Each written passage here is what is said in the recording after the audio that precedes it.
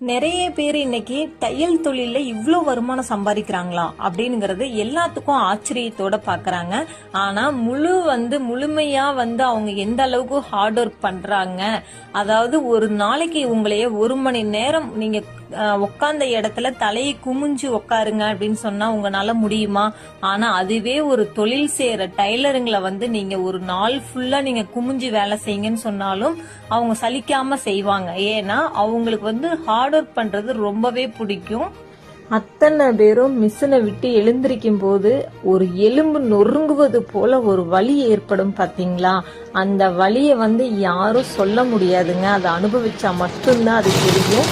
இந்த வீடியோ உங்களுக்கு பிடிச்சிருந்துச்சுன்னா கண்டிப்பா நம்ம சேனல் ஃபாலோ பண்ணுங்க. தேங்க்யூ.